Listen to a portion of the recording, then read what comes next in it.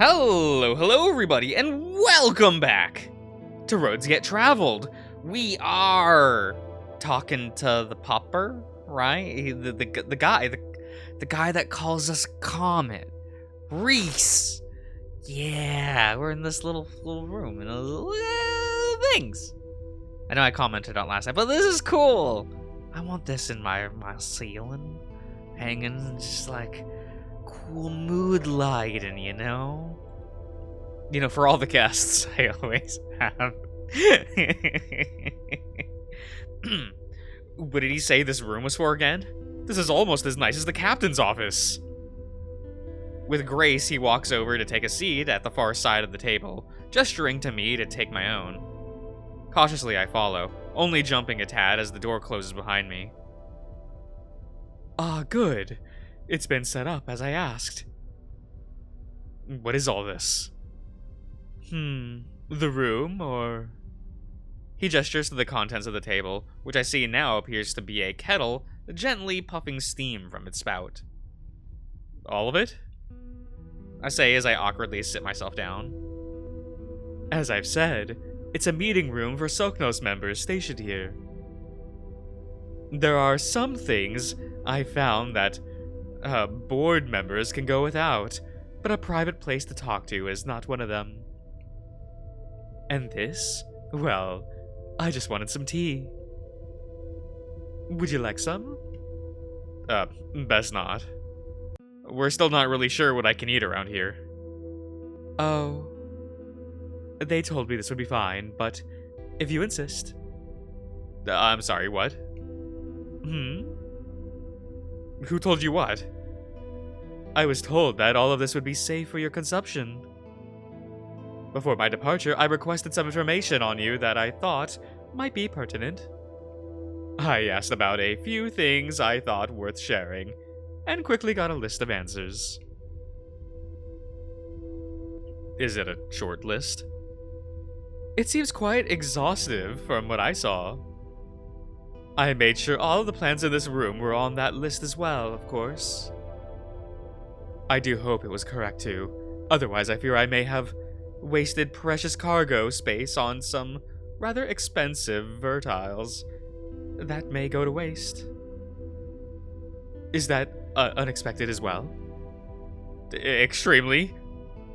And you got the list before you left the Heron, right? I had it while I was still on Lyle, so a few days prior. Fuck, at this point, I'm willing to bet Soknos has known I've been here since the beginning. I mean, that's at least almost 2 weeks they've known. And I've only been here for about 3. Does that mean they knew I was here while I was still in that cell? That feels impossible. I mean, only like 4 people knew I existed, right? Surely they couldn't have. Is something on your mind, Comet? Sorry, I was just thinking. You seem concerned. Please, let me know if I've done something wrong. I only wish to help. Right. Well, the question stands then. Would you like some tea? I lean away slightly, still unsure as to everything I've heard today. Clearly Soknos knows far more than we expected, but this... Am I willing to risk my own life over it? Do it, bitch, you won't! I'm still not sure. Sorry. Maybe once the resident alien expert looks over it, then I'll feel more confident. He simply raises an eyebrow. Dr. Seno. Ah, the second Seno. I can't say I know very much about him. Is that strange? For me it is. Although, if it's certainly you want, I can promise you that the top researchers at Soknos looked over this personally. I was assured as much. How can you even run any tests, though? It's not like I've left the station. Of that, I am unsure. But we are only as valuable as our words, are we not? I'd be worried about how he's pushing this persona of trust if it didn't seem so real. He almost seems more genuine than Marrowyn at times. Hardly a fair comparison, but still. But as I stare at the steam slowly pouring from the spout of the kettle, I relent. If my trust is misplaced now, then let it be here.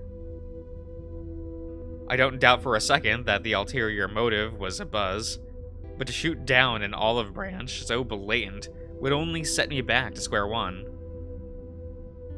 With a sigh, I rub my forehead before replying to the eager Karen. I'll try a cup. A small smile creeps upon his muzzle as he gently rolls his sleeves back and begins pouring for us. The steaming water quickly turns as a dark orchard? Orchard. In the cup, as a smell unknown fills the room, something akin to cinnamon would be the best I would describe it. Pouring a cup for himself, he places the kettle back down and turns to me. We should let that seep for a moment, but, shall we? I can only offer a confused glance as he fails to elaborate. Begin our conversation. Is, that not what we've been doing? Perhaps, but as much as I'd like to, we shouldn't spend all day speaking about tea. There are other topics that we must attend to. Such as? I think that's for you to decide, Comet. Well, first off, how do you understand me? Do you have a neural? A neural? That's what it says, not neutral. A neural. In Tyre's research. No. Simply another gift from Sognos' best. He raises a paw to his ear, showing off what I realize now is some kind of headphone. It's a bit disorienting, I won't lie, but I was assured that it would pass in time. That's worrisome. Not only does Sognos know about me, than possibly Marrowyn does, but they might even have translated my language somehow as well. Maybe this was a bad idea. Well, I mean, it definitely was, but now I need to make the best of it. Noticing him staring, I quickly straighten up and continue. Well, you seem to know a lot about me then, and yet I still know nothing about you, so tell me, who are you? I see I have misspoken. What I said earlier was true, Comet. I know nothing of you. These documents, these reports, they do not tell me who you are. Before yesterday, you were but a number on a file, but yet, today, you are Tucker. I will tell you what you wish to know, but please, do not think I attempted to mislead you. Well, that's pretty telling. Right, sorry. I've, had a hard time getting answers around here, so sorry if I'm a bit paranoid. He simply nods as I continue. Well, the question stands, though. Who are you? He lets out a slight chuff, gently grinning before speaking. In what aspect, Comet? You see me as Reese, the shepherd, and Reese of Sognos. I feel as though you have trepidation about both. Perhaps some. Well, let me assuage them. Assuage? What is this word? Assuage them. I am the shepherd before all else. My devotion to the Eye and its people is paramount, and my work has not changed that. I was directionless before I found my faith, but in time I was able to mold my belief into something worth sharing, something powerful. I headed one of the largest sanctums towards the northern walls, where the frost bites at our heels yet. From there I was able to bring hope and aid to those brave enough to still thrive out our borders. And lo, my work was rewarded as it caught the eye of our mutual friend,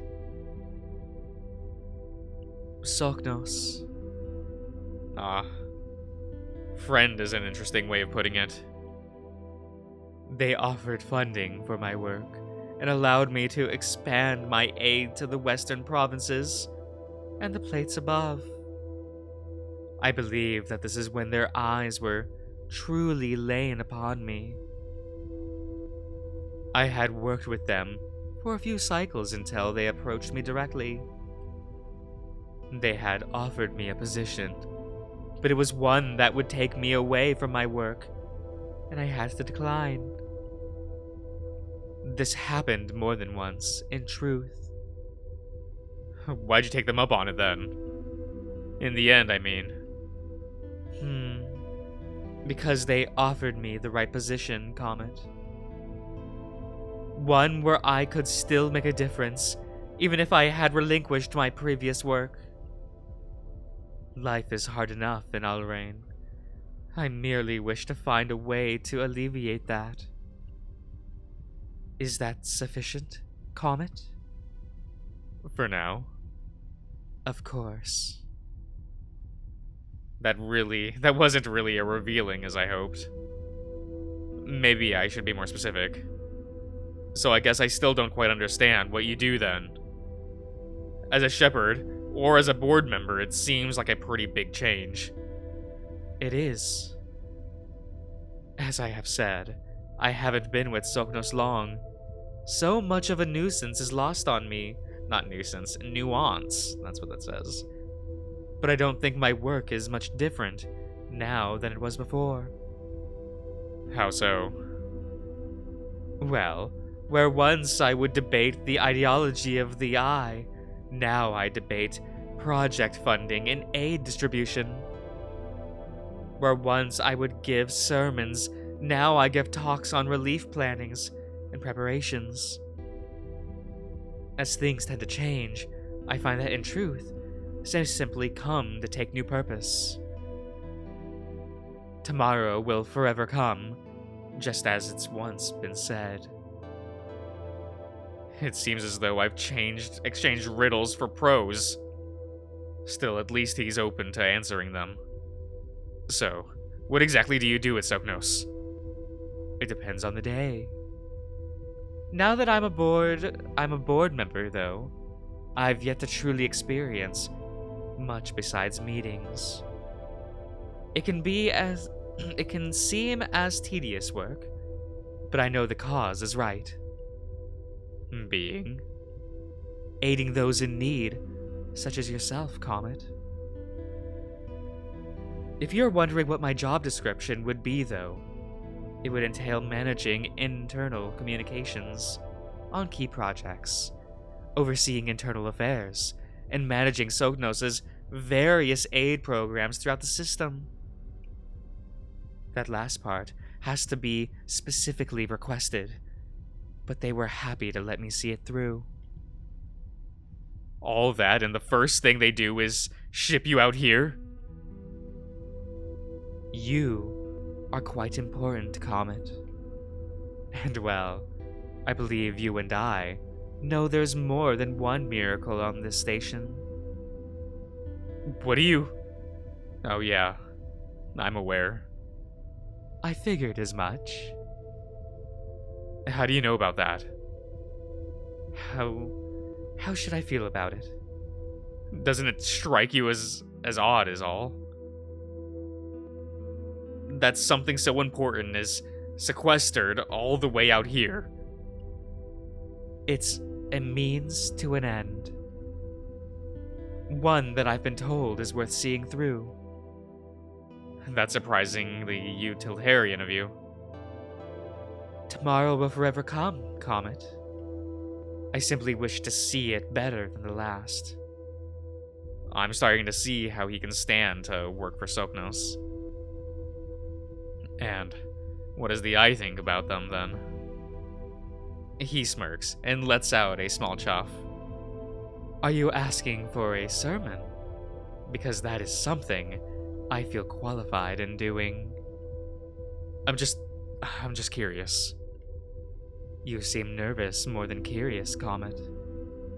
There is no judgment here. We are both here to learn. So please, ask what you wish. But first, the tea should be ready. Rolling back his uniform, he gently slides one of the cups over to me, as he calmly begins to sip his own. His ears roll back ever so slightly in the dim light as he takes the first sip. Just right. Please, I implore you. It's not too hot now. With much trepidation, I manage to reach out and grab the... what is this word? Laneware cup? It's warm to the touch, and not unpleasant. Mimicking him the best that I can, I raise the drink up and get a closer look at it.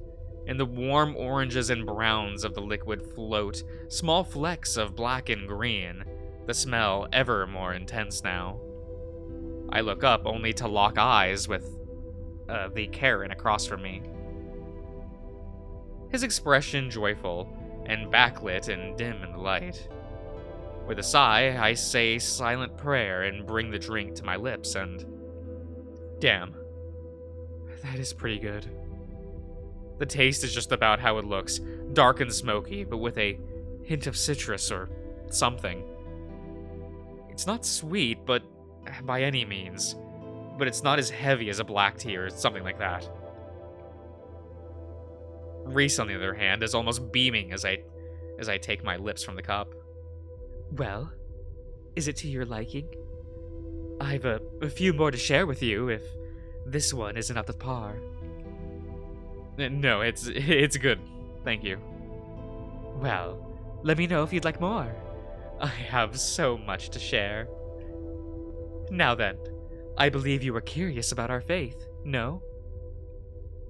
I mean, I know some things, but I feel as though you're probably more of an expert on this than anything I've spoken to so far. I'm just not sure I quite get it. You see the eye as your creator, God. It is many things. Well, we are to look to it for guidance, and if not that, then solace. That no matter what, someone is always looking out for us. So, does it see me now too? Of course. Isn't that strange, though? I'm not from here. I have my own concept of religion and the likes. Concepts like... Well, I'm not really sure anymore, to be honest. He lets out a soft chuckle.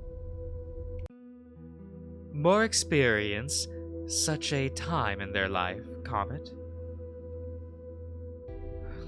Well, sure, but does it not rock your faith that I'm here? That there is more out there than what the eye can see? Tucker, what do you think happens when we as a people found out our God is the sky was not but a star? And a rather fussy one at that. I don't know. Well, there are still shepherds, so that should tell you something. But no, it was strange. Or so I've been told. It was far before my lifetime, so I can only give the account that was passed down from the shepherd before me. It went as such on the day the first telescope pointed skyward. Our people looked inwards. Anxiety gripped the masses as Aris passed into the void. Would this be it? Would this be the end? What could possibly come after? But, and this may just be myth, our people did not panic. No, they came together, and a certain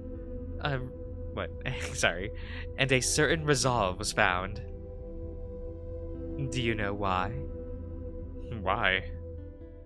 Because faith outlives fear, Tucker. Whatever came next would merely be another step in that journey. It's not to say our faith has never been tested, but the void has it been so. But its resolve has clearly bested most trials. Of course, everyone today knows what the eye is. How they chose to interpret it is up to them. Some come to pray, others come for guidance. Faith is what you make of it, Comet. Whatever you need, it can be there for you. Then, how do you interpret it? I still see it as something divine. Nothing so unique. Could be not, but I know what truths the universe holds. I am not blind to reality. Thus is why I have faith. Certainly a holy man as ever. I can't fault him, though. This conversation seemed like one of iron. Thank you. Your perspective is something unique in its own way here. That's not unusual. I'm just glad you were willing to listen. I'm sure you have your own theories on all of this, and I'd love to hear them sometime. Let alone what you could tell me of the practices of your own world. Sure. If I remember anything. Let me ask you a question, though, Comet. How can you be so sure it is just a star? I feel like I've heard this somewhere before. What do you mean? Simply a hypothetical. But how can you be so sure that what you see as a star is just that? Only a star. I do not wish to test your faith, nor impose my own. I'm simply opening a dialogue. It's not often I get to speak on such matters anymore, especially with someone as unique as yourself. I guess I can't really know. Ah, but can anyone? Even I can never really know.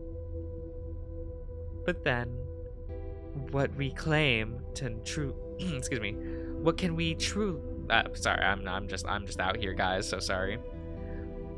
What can we claim to truly know? I mean, truly. I understand physics as well as any other Karain. Well, perhaps not around here. But even then, the ways these forces push and pull on our reality is something we may never fully comprehend. I feel as though Tyre would probably say otherwise.